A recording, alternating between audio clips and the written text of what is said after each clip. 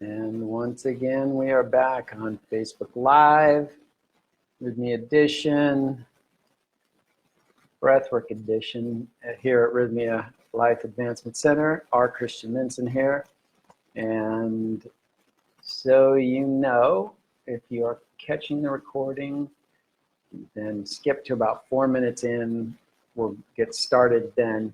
Just wait for people to show up and get started once we've said some hellos. 2 or 3 people are on now. Sydney Calero, Tyler Adams, welcome, welcome.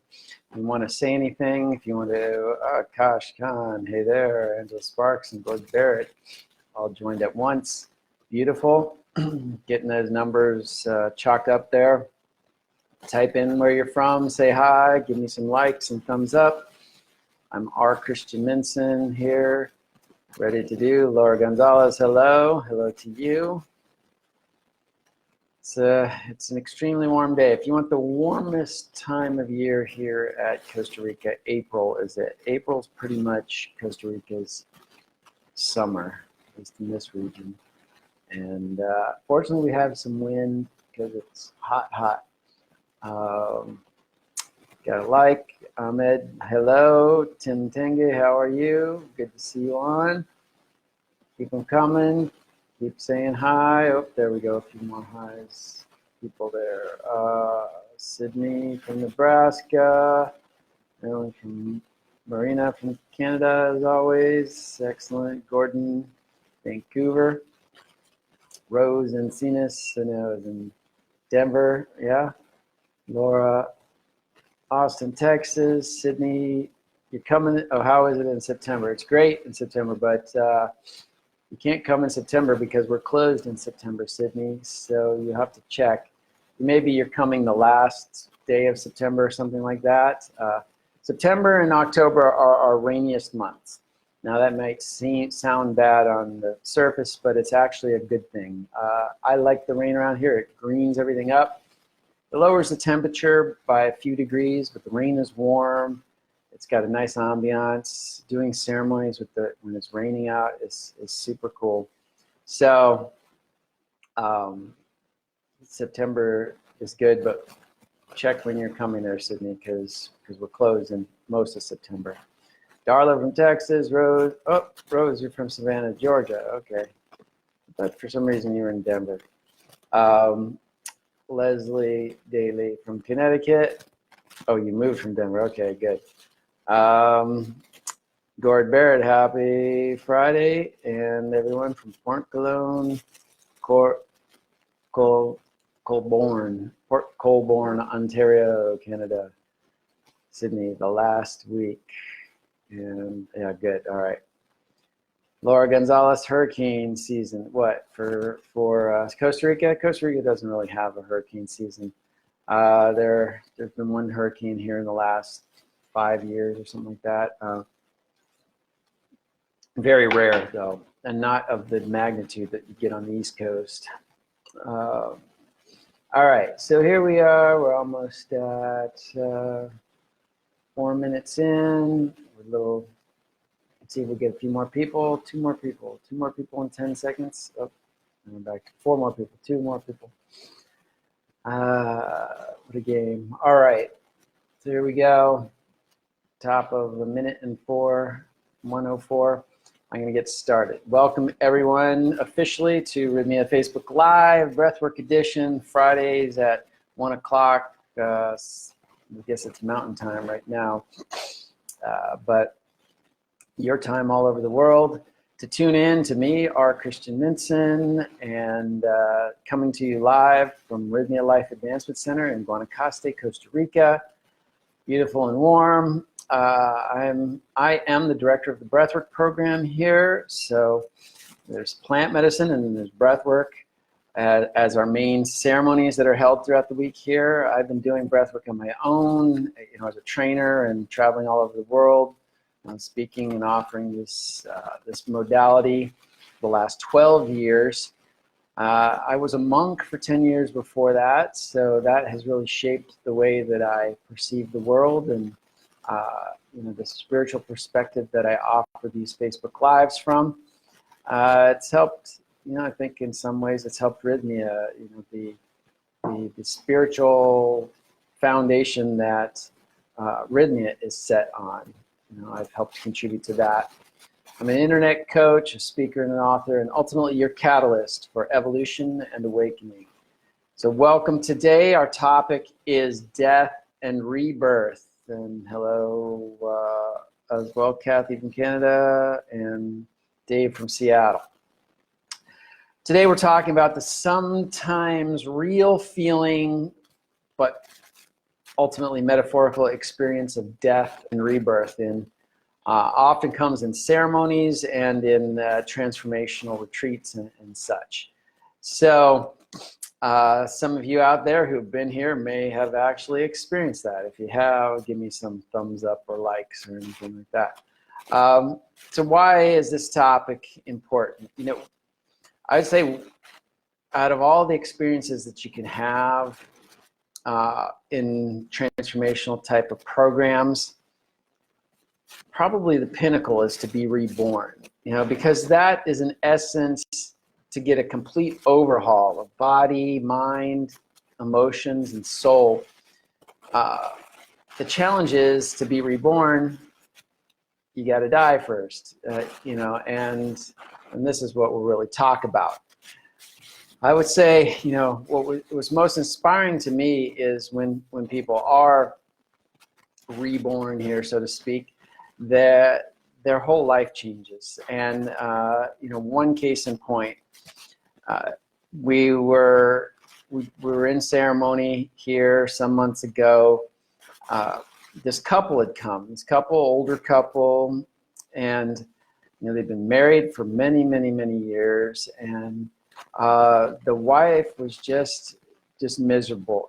Very depressed, on lots of meds prior to coming here, all that kind of stuff.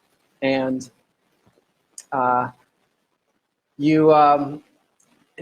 she went into ceremony one night, I think it was like the third night of ceremony, and to listen to her that night, you would think that basically there was an exorcism going on or something. Just, she's wailing and crying and yelling out, I'm dying, and that it's important to always understand to keep yourself focused on your own process, because if you go into somebody else's process, you might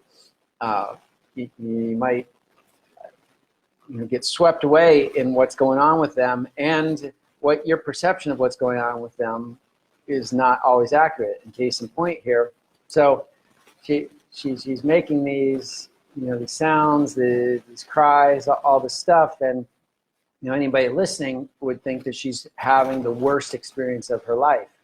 And, indeed, perhaps for, a momentary period, there was some challenge to get through. And though the next day, so that calmed down, and she had a rebirth experience, apparently, because the next day I sat down with her husband and was inquiring, how is your wife? What's going on? We heard her a lot last night, and he basically got teary, and it was like she woke up today and said the first nice thing about herself that she had said in 40 years. So she just had this negative self-attitude, the self-loathing that had perpetuated her depression and her dependence on pain, on medications and all that kind of stuff. And here, in the course of that, challenging experience, excuse me, she was reborn and took a whole new perspective on herself. Was able to let go of the past, let go of all her prior programming and all the things that had caused her to feel less than or unworthy, and was able to take a new perspective. And like he said, the first time in 40 years that she'd actually even said something nice about herself. So this is really the why. This is the inspiration behind this topic today, because such profound transformation can can be had in this experience. Sorry, I'm just looking at the things here. All right, we got good. All right, just looking at the conversation going on. So, what is the death and rebirth experience here? When we have these transformational experiences, these transformational retreats, things like that, there's always clearings going on. You may be able to let go of a habit. You know, here at Rythmia, we've got three main intentions. Show me who I become. Merge me with my soul. Heal my heart.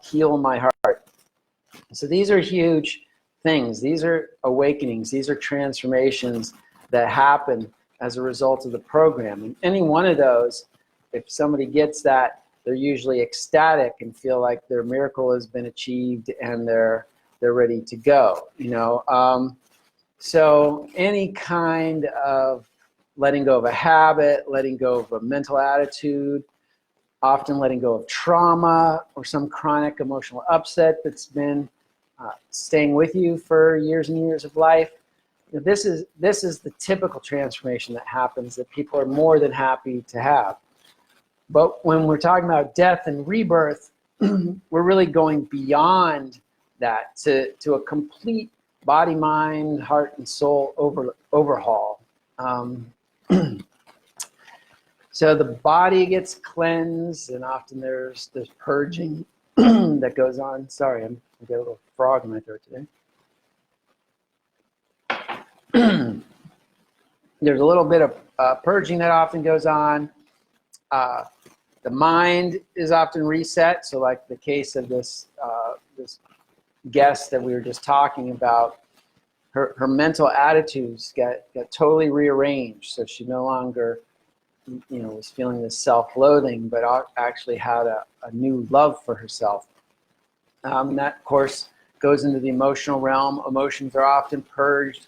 As you said, traumas, things like that come out so that we can emotionally balance and start from new fertile ground rather than ground that's been contaminated with our old feelings that haven't been processed yet.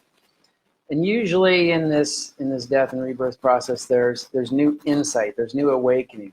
There's usually an expansion of consciousness, which means that you come to an understanding of a larger dimension of yourself, a larger version of who you are energetically. And so as a result, when you have this awakening, this rebirth, you may feel along the way like you are dying, because a lot of what we awaken to means we had to let go of something else, and that let go is a death, it's a loss, and there's a feeling that comes with that. And when you're on the medicine and when all this is happening at once, you can definitely feel like you're dying, and we'll talk about how to manage that in just a minute. But so this is really the death and rebirth experience. But what's going on is not a physical death. To be perfectly clear, zero people have died here at Rythmia as far as physically died. They are no longer on the planet. Dozens of people have had this death and rebirth experience, this feeling of feeling like they're dying. But again, what we're really talking about is probably an ego death, a death to our perception of our old self. And so there is this death of our old self, but we still maintain the same physical body, same cellular makeup, and all that kind of stuff. And I would even qualify that more to say it's not such an ego death as an ego transformation. The worm to a butterfly analogy is really appropriate here, because the worm is like your ego in its old state. So in the process that ego goes in, it's not actually ever destroyed, but it transforms. And what's amazing is a worm cocoons, and then it starts to turn into molten goo and cellular goo. They actually call them imaginal cells, because it's in the state between worm and butterfly. There's just this cellular potential happening at that moment. They call them imaginal cells, like imagination, because soon they will transform and click in and start to create the form of the butterfly. And so this is again is what's happening in the death and the rebirth. The death is the worm of our consciousness. The ego consciousness then goes through this transformation, and then there's that part where, like in the butterfly analogy, the imaginal cell stage, where you're neither worm anymore nor butterfly. So you're essentially in this suspended state. What do they call that? The word is escaping me right now. But this suspended state between what you used to consider yourself and what you've yet to realize about yourself. And this is where people really feel the death part of it, right? But as soon as a little drop of information or something clicks in, everything shifts, and you start to build on this new identity, this new sense of self. Again, this new complete body, mind, spirit, and heart rearrangement. And let's see here. When you're saying letting go of trauma, are you talking about releasing it completely or integration? I'm talking about integration. That's, yeah, basically. But integration and releasing it. We could get into semantics about releasing it completely and integration. But trauma. When I'm talking about letting go of trauma, I'm basically talking about neutralizing the negative charge you have on some experience in the past, right? If you're never going to, you can't change the past. I mean, you can't change the facts. If somebody beat you in the past, that's a fact. No matter how much mental or emotional work you do, you can't change the fact that you got beat in the past. However, what you can change is how you feel about it. You can feel like the victim. Oh, poor me! I got beat every day, and and now, I deserve to be allowed to wear the victim badge and complain all the time because I'm a victim. I got beat. Or you can look at it and change the way, and you say, well, that was a challenging time that I got through, but I survived and I made it, and I was uplifted to that process, and it gave me information and knowledge on how to avoid those scenarios in the future, those kind of people. And it helped me learn to develop tools so that I could protect myself in the future. So you can see the experience then doesn't change, the facts of the experience don't change, but how you perceive them actually does. And in that sense, we talk about that letting go of trauma, because then you let go of its hold on you. So hopefully that makes sense. Rick Everett, hey there. Have you asked the medicine what happens when you die? I have asked the medicine, and it has not given me an answer. I've got my own sense of what happens when we die, based on spiritual teachings and my meditations and other. I guess in a way, I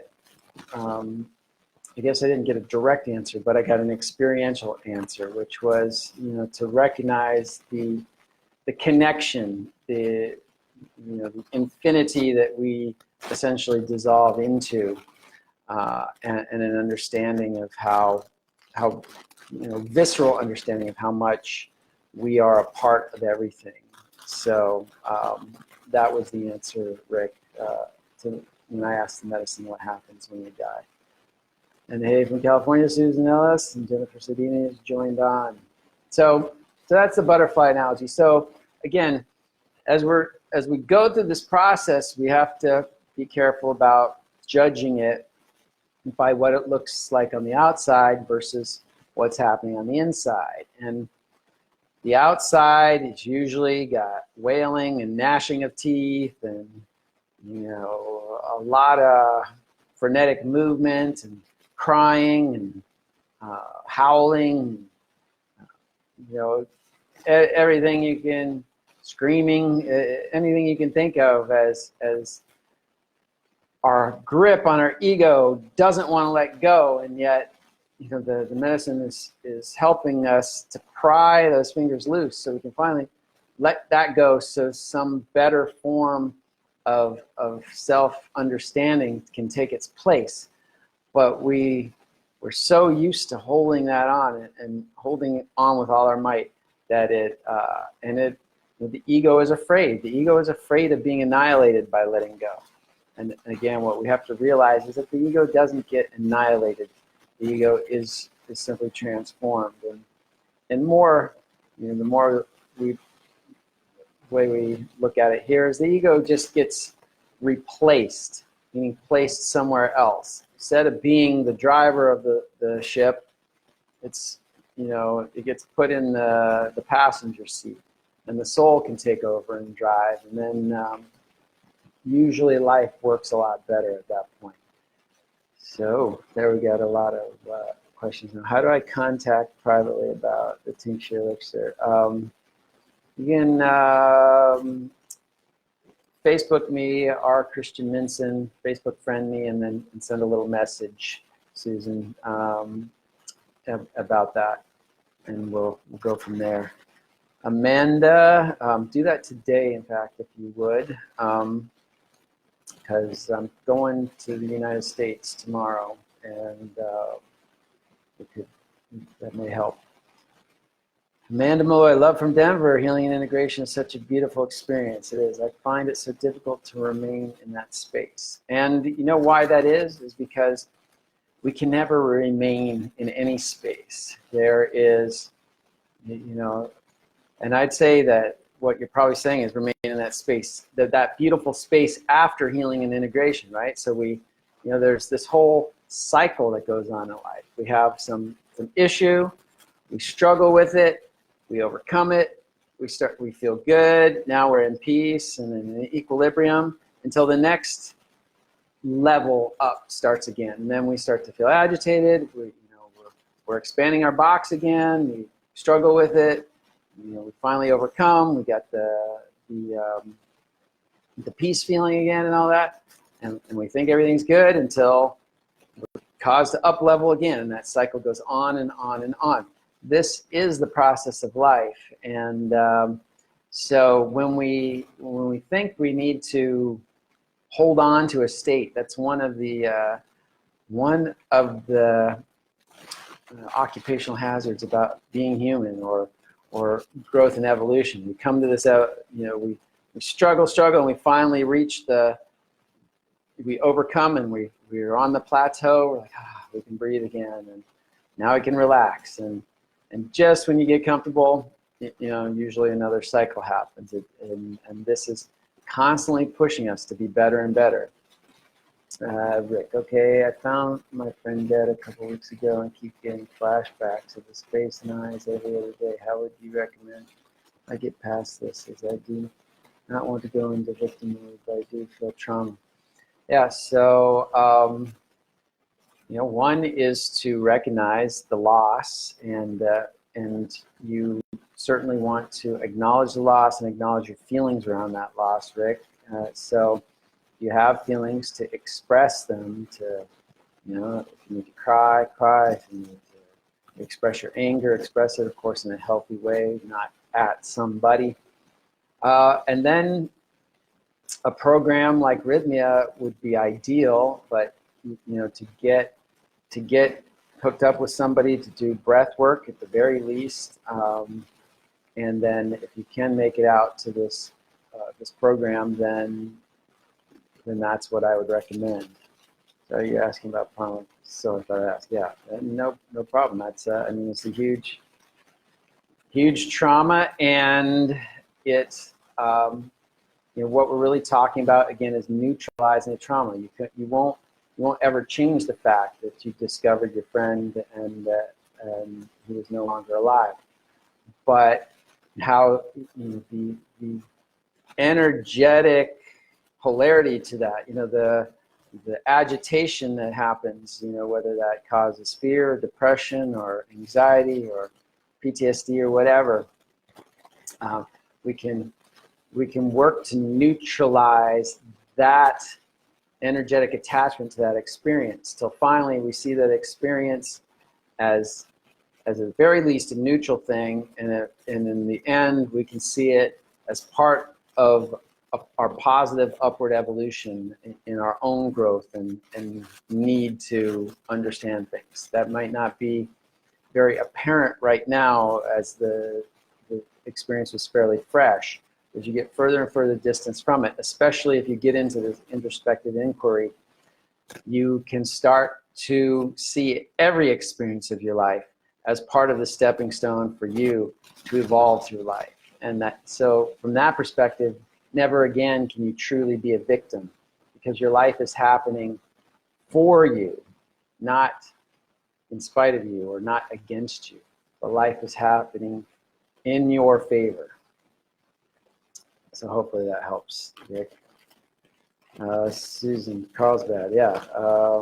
Encinitas, actually, so give me a call. Kathy, my heart goes out to you, Rick. Yes, mine too. And good. People are feeling for each other. Hello, Allison. And Amanda, you're welcome. Susan, my husband died 6 months ago.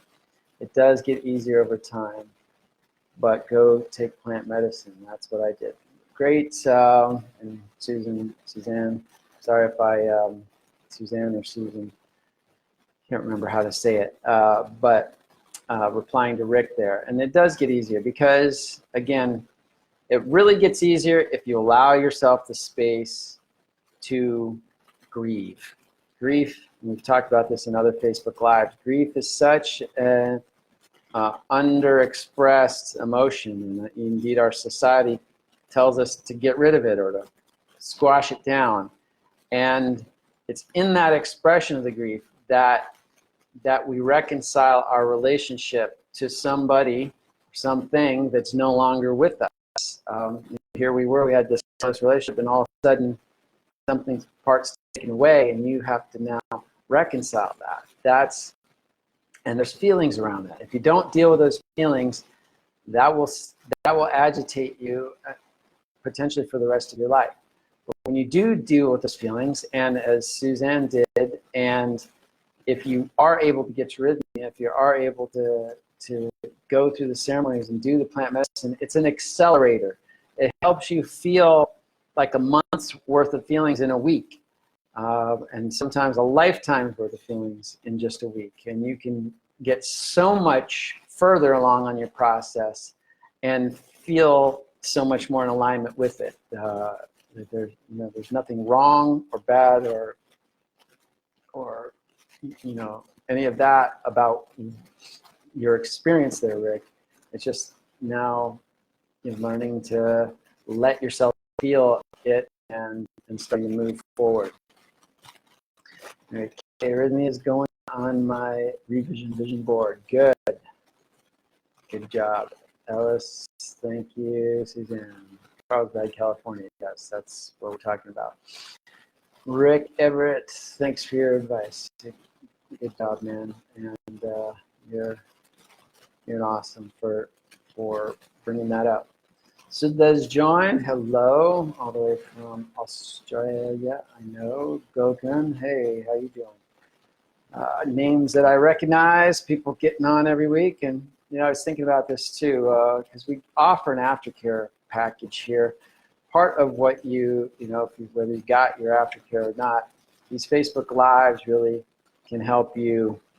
Part of the aftercare is to keep your mind mentally on track with the new awakening that you have experienced. And you know, in a lot of ways I try to fashion at least my Facebook Lives to give you general knowledge about life and these various facets of living life that can help you maintain that miracle, to stay on track with your awakening, and not only stay on track, but continue to evolve it, even though you have left the hallowed halls of Rythmia. You know, you're always welcome to come back, but in the meantime, you know, use this information, continue to move forward. Kronos, Justin, there are quite a few psychics in here. I can feel it in the interference on the feed. Okay, thanks. And just have to deal with them. Unless you can do something to clear the field, I'm happy to have you do that. So really, the bottom line is, as if we go through this death and rebirth, is that the results are typically a permanent shift. You know, the overhaul is not just, as we mentioned, in one little facet in your emotional life, letting go of a trauma, or a big realization about your new direction and purpose in life, or letting go of the habit of smoking, or whatever kind of bad habits you've got. It's all of that rolled into one, plus, you know, generally a blow the doors open awakening to your consciousness, and the result is permanent. It's you can move forward as a whole new being, and that's why we call it a rebirth. Now, Allison, the aftercare has been so helpful. Cool, thanks for that. Thank you for your insights. Cindy says you're attending in June and can't wait. Excellent, we'll be here waiting for you. Leslie, I was there a year ago and next week. Got my miracle, still processing everything, amazing experience, planning my next trip. Good, just go. Thanks, Leslie, and that's great. And then you go here, you get your miracle, and you still want to come back. And it really is a place. It's a place that I'd say ideally everybody will experience at one time in their life.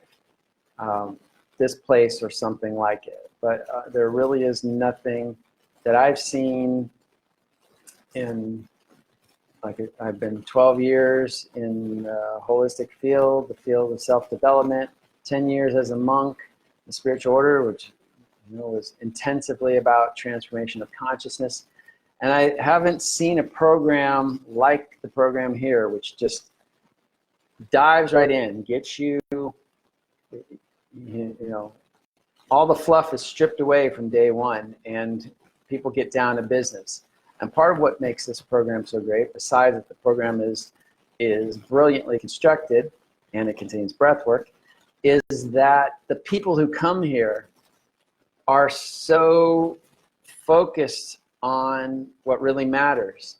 Like, when I first came here, I thought that the folks that would be here would be more hippies, or not because there's anything wrong with hippies. I'm one myself, but you know, people who are looking for an experience, looking for, you know, thrills, you know, the old psychedelics culture and all that. But we get grandmas, and we get families, and we get people who are struggling with serious issues, and across the board, people who want to get down to business. Middle American people, CEOs of companies, celebrities, you name it. People come here, and it's no nonsense. They get down to business, and that's what makes it so powerful. You know, that's the part we can't control. But when people who come with that intent all come together, it just creates this solid unit of energy, which, you know, is a marvel to watch each week as a new group comes in, and we watch how at first they're all scared and disjointed, and as they come together, by the end of the week, it's like this solid oneness that everybody's achieved. Let's see, was there? Okay, I saw that. That's a bundle of fun things, right? you talk about the medicine and ceremony. Let me see. First, any of these other questions. Seems like there's a troll in here, yeah. That's all good. Will there be a second week in June? Oh, we'll be there second week in June. Great. See you there, Chris. Robert Bruce joined. Excellent. Musician extraordinaire. Faith joined. Jonas. I know exactly what he's talking about. I was being serious and I spelled that on purpose. All good. We're doing good here. Gord's in there 9 days. A lot of people are coming in over this time, so that is really awesome. And Angel, it's good. So a little bit of cross chatter there. It's always good to spark some conversation amongst each other. The main thing here is that we're stimulating relationship, and I've done a Facebook Live on relationship before too. It's really the medium through which transformation happens, and it's because we share knowledge, we share energy by the transference of the exchange, the communication, verbally, non-verbally, energetically, and this is a great example. So I usually let the crew do what needs to be done in the chat bar, and if there's anything that I can respond to, I will do it.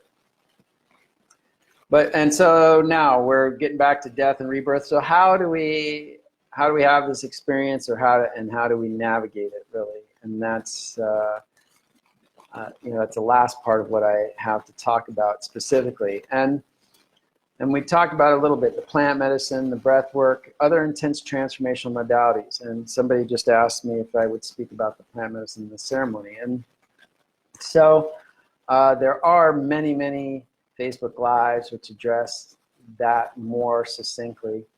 I will say that we have 7 ceremonies at Rythmia. 4 of them are plant medicine. 3 are what I call our original medicine, or oxygen. Oxygen, or if you go deeper, the prana or life force energy imbued in that oxygen is the medicine that we use in 3 of the ceremonies. Those ceremonies are led by myself. The other plant medicine ceremonies are led by our resident shaman and by our weekly guest shaman, and sometimes by our super guest shamans. And so all the ceremonies are meant to help us develop a reverence towards our experience. So we go in, we set intentions. Intentions are like the energetic spearhead that causes the rest of our energy, the rest of our life energy, to start magnetically being drawn in that direction. So if you want to go somewhere, make the intention to go there, and all of a sudden your energy seems to be moving in that direction. If you want to go somewhere but you don't know where, your energy is liable to go there and back again, and you might end up right back where you were.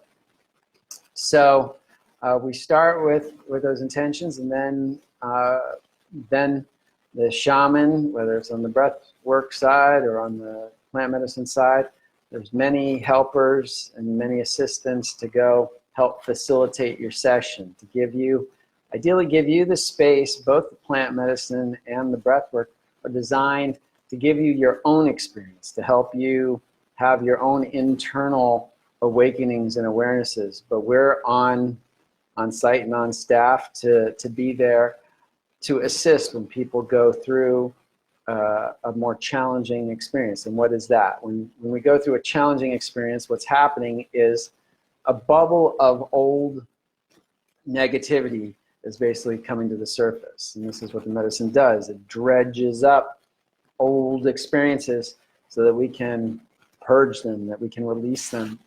And so you might experience a sense of darkness, or a sense of fear or anxiousness, or sadness or what you might consider a negative emotion. Most, in the end, you'll see that all emotions are neutral. But in having this experience, you may be going through temporarily something that's a little bit of a rocky road. And that's where the staff is there to support you. And then, as we talked about death and rebirth here, you may have this rebirth, you get the whole enchilada. That's the death and rebirth experience, where you totally let go of everything that was you, and you find that on the other side, you have everything that is truly you, and you get to rebuild from there. So hopefully that explains a little bit about the medicine ceremonies for that question. And but it's using transformational modalities that brings about this death and rebirth. And again, you can have the big death and rebirth, and of course the biggest death is our actual transition in life from this plane to the next one. Everything else is just an approximation of that, getting us prepared for that.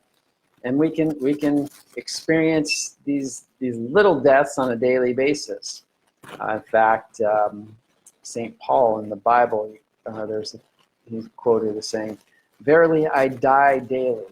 And this was in the passage that was really what he was saying, is that through meditation techniques, or the practices basically that Jesus had given to his disciples, through the practice of these techniques, he was able to die daily, meaning to let go of consciousness of his physical self and be able to recognize his greater self. And this is really the spiritual goal of life, is to awaken to the greater dimension of who we are, and not to have such a tight grip and hold on this small self. Let's see.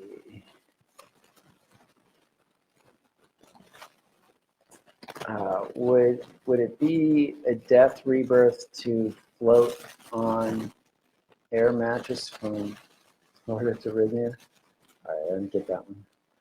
Hello from wet North Carolina. Raining there, huh? Bryce Tyson joined. Excellent. An old monk friend of mine. Probably my best monk friend. He was a monk with me in the order, and now he's out like myself, wreaking havoc in society at large. A vegan bodybuilder. This guy, big and vegan, completely non-meat, non-dairy eating. So you can get big without that stuff. Susan Ellis, I got the death and rebirth Monday night ceremony. Really set the stage, but I had an amazing download during breathwork Saturday night with Christian. Beautiful, Susan, and that's it's how the program works. It's it's tailored to the individual, and maybe you get that coming in starting on Monday night, and the rest of it puts the pieces together. And like you said, amazing download during the final breathwork on Saturday. So let me go over attachment.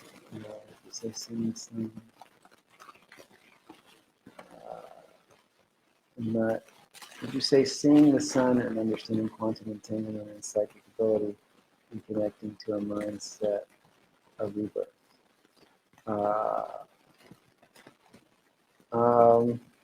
I'd say in a way, yeah. Rebirth, in these little rebirths, we call it like a upa rebirth, you might say, to borrow from the Sanskrit term, would be to have these little awakenings. So if you when I was defining the death and rebirth experience, calling it a complete overhaul. So you're really all of the stuff that you've been working on, and maybe even stuff you didn't realize you're working on, gets expunged, and you basically wipe the slate clean and start from scratch. But every little realization, every day, every meditation you can be in can be a death and a rebirth, a death to some old habit, a death to some old way of thinking, and a rebirth into a new way of thinking, a new way of being.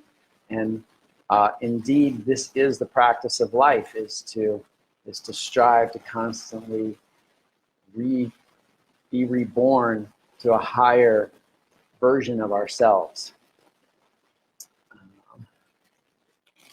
And good. So, you know, how once again, using these transformational modalities really can catalyze this death and rebirth program.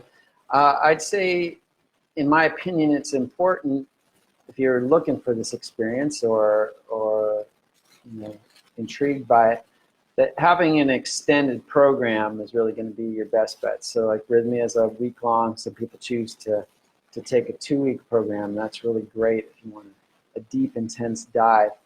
Because unlike Suzanne, most people need a little bit of build before they have this whole rebirth experience. Now, I'd say probably Suzanne was doing work beforehand on some level and caused it to be ripe for the first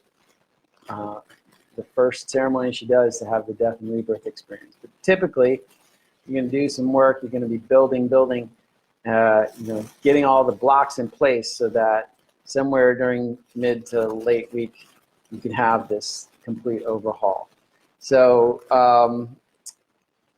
so again, my point is that if you can attend some kind of experience, it's going to be 7 days, 10 days, 14 days, an experience like you could get here at Rythmia, that's going to be the best bet for helping facilitate this death and rebirth.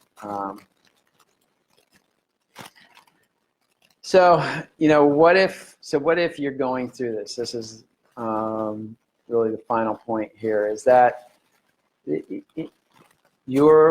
you're in it, you feel like you're dying. And this is where this is really great practice for actual death. You know, we all must face the Reaper at some point in our existence, and it's built into our coding. So why so much fear around it? Basically, because it's the unknown, and the ego fears the unknown. So this is a great way to actually practice when you have these little deaths or the death and rebirth experience. It's giving you a practice run on how to meet death in a much more harmonious and calm manner. And the number one tool is surrender, and the number one advice is surrender, and the number one tool to help you surrender is your breathing, right? When you're in, and this can apply in your life in any circumstance where you're feeling out of sorts, if you're feeling off balance, your foundation is crumbling underneath you, to get in touch with your breath, get in touch with the cyclical nature of your breath. Inhale and exhale, inhale and exhale, and just follow the breath. Follow the breath and let yourself flow through that experience. And the experience comes and goes like a weather pattern. It comes in, it rains, it's a little scary, and then eventually the rain dissipates and the sun comes back out. So it's using the breath and really choosing to surrender. I can guarantee, and this is where, you know, in the death experience, it's most painful the more we hold on. The more you strive to hold on tight, that, you know, the pain comes from that prying yourself away and finally helping you let go. If you just surrender and open up, letting go becomes an easy process. It goes in its own accord. And so this is what the breath will help you to do. So you know, it's important for you, of course, as you're doing this, to feel safe.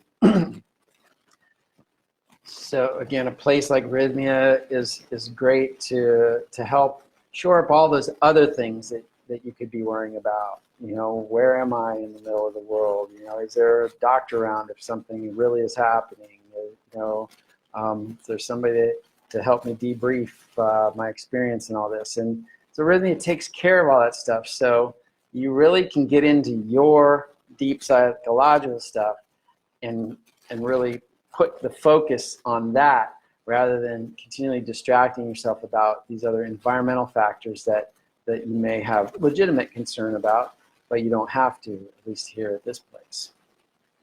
So with that, Nicole says hi. Oscar, live in Peru. I took ayahuasca. You're my favorite guys. Rythmia, I watch you all the time. Thank you, Oscar.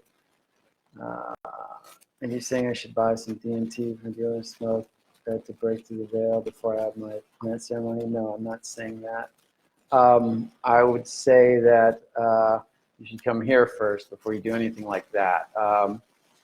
Set and setting, I believe it was Graham Hancock who really put forth this idea, or maybe forget the other guy's name now.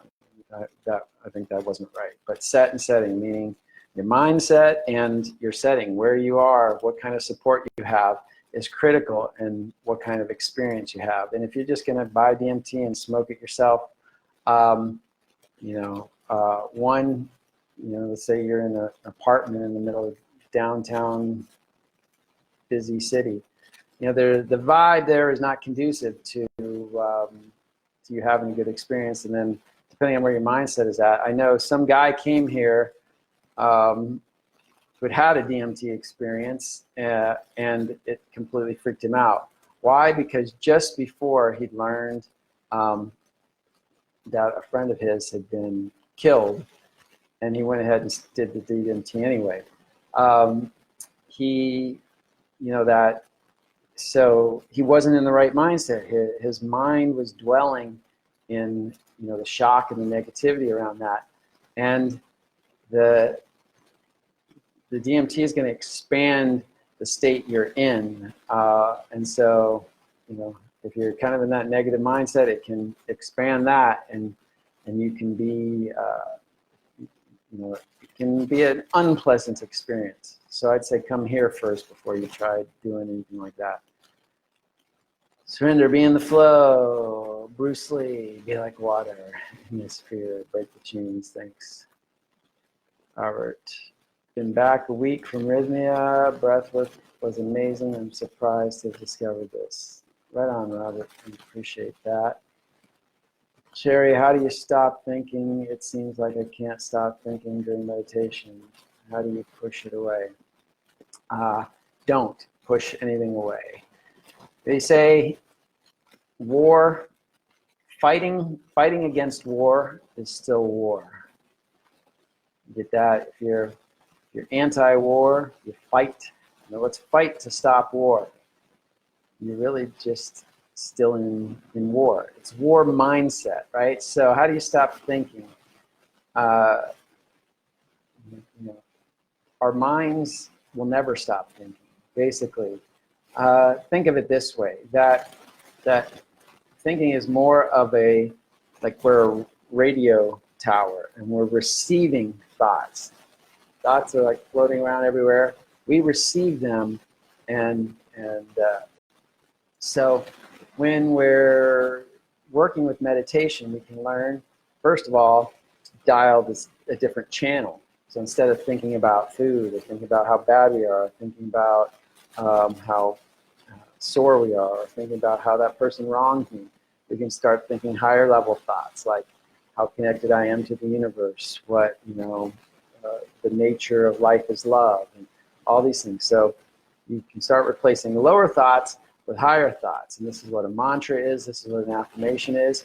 If you have trouble working with your thoughts, take a formulated thought like, I am the love child of, the universal God. And something that's going to iterate to you some positive state. I'm not the body, I'm not the mind, I am the soul, eternal blessedness. And you repeat those thoughts over and over, that's going to help you deepen your meditation. Eventually, you get to the point where you recognize, as I mentioned, this radio antenna thing, you watch the thoughts kind of come in, but you don't grab them as they come in. This is the crux of it. When you're thinking, you grab the thought and then you wrestle with it. You hold on to it. But if the thought comes in and you don't do anything, you just passionately watch it, it's looking for something to stick to, and if it can't stick, it's on its way out. Another thought will come in, but if it doesn't stick, it's on its way out. So we're never going to stop thinking, but we can stop grabbing thoughts and attaching to them and chewing on them. And that's what I'd like to leave you with in that idea.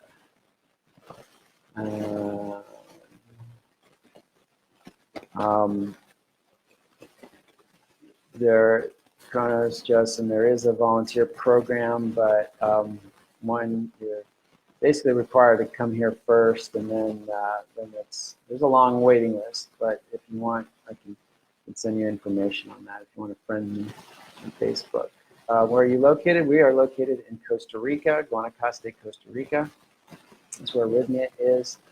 I do some of my breathwork seminars, like in California, San Diego area. In fact, I'll be doing one in August 2019 here, coming up.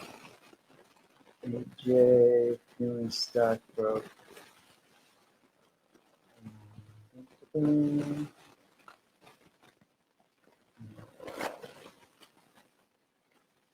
Thank you. That's a whole different outlook. Really great. Appreciate that, Sherry. And just thinking about thoughts and how to let them go. And Tim Denge is the last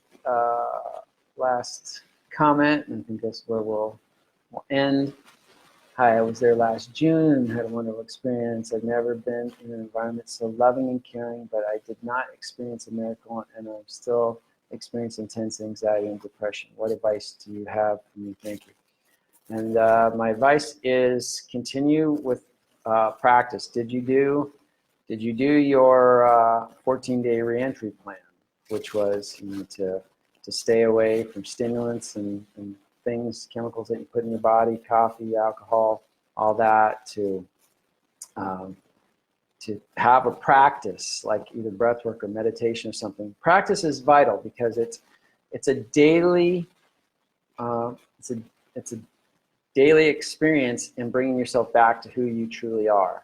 And if you have that experience, you can go back out into your life, and even though you might not be, it's like the long route, the marathon route to your miracle, which is really what life is about. And some places like Rythmia give you an intense experience that gives you an opening and expansion for some time. But then you are required to maintain that. And if you didn't get that expansion, that's all right. You're there along with most of the people out in the world who haven't even experienced this place yet. But I can guarantee there's stuff underneath that's continuing to operate in your life. And the main thing is to keep up with the practice. I recommend getting in touch with a breath worker in your area and start having regular sessions, and or any other modality that you resonate with. And if you can, get back to Rythmia. Doreen says she's coming. Andrea, what if you have a hard time flying to get there? I'm not sure what you mean by that. There's ways people fly. You might,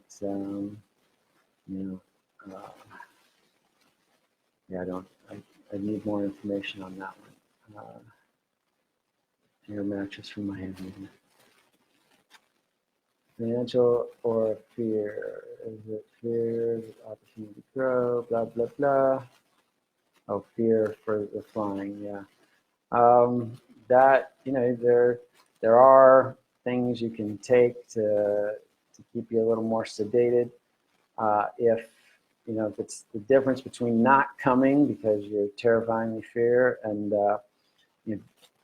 taking something to quell the fear in order to make it here, then being here, one of those things that you're likely going to work on is that fear of flying and what that's all about.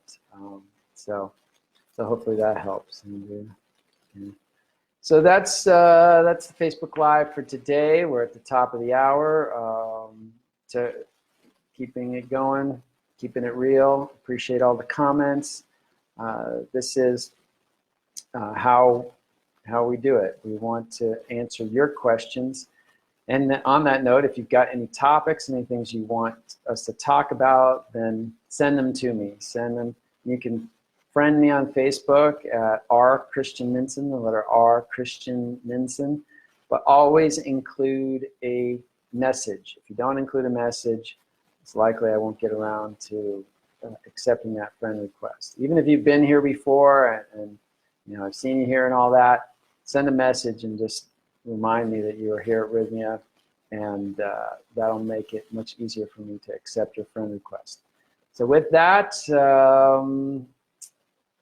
namaste. I will see you. I'm not sure whether we'll have one next week or not. We're off for the week, this next coming week. But if there is no Facebook Live, we'll start up again the following week. But check in. It's possible it could still be happening. All right, over and out. Talk to you soon.